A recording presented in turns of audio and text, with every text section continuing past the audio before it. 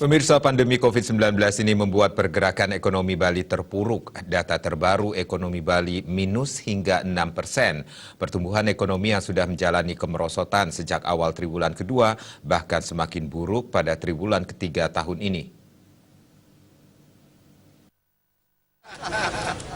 Hal tersebut disampaikan oleh Wakil Gubernur Bali Cokorda Oke Ardana Sukawati di sela-sela kunjungannya ke Buleleng.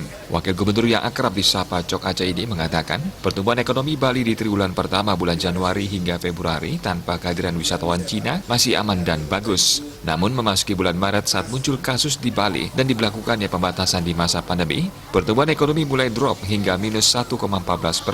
Pandemi yang terus berlanjut dan belum menunjukkan kapan akan berakhir di triwulan ketiga, kembali menunjukkan pertumbuhan yang buruk hingga mengakibatkan kontraksi lebih dan mencapai angka minus 6%. Namun dibukanya tatanan kehidupan era baru di Bali menjadi awal baru perbaikan ekonomi Bali yang optimis dinyatakan kembali pulih di tahun 2021 mendatang. Di bulan pertama saja, di mana kita masih bulan Januari kita masih penuh, Februari kita pun walaupun tanpa Cina, kita masih bagus. Hanya bulan Maret, akhir Februari dan Maret, itu triwulan pertama kita sudah drop, kita ke minus 14.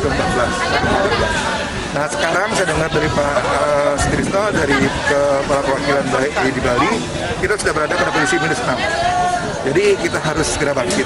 Karena gitu, perputaran market di Bali akan jadi sangat susah sekali. Jadi itu yang kita harapkan ya. Walaupun pariwisata tidak ada, kita tahu dengan tidak ada pariwisata itu kalau lihat PDRB, Bali 225 triliun, kalau saja 60% didominasi oleh pariwisata, kita akan kehilangan perputaran uang sekitar 150 triliun. Kita coba dengan sisa uang yang lagi 15 triliun ini berputar, mudah-mudahan kita masih bisa minimal, kita bisa bertahan.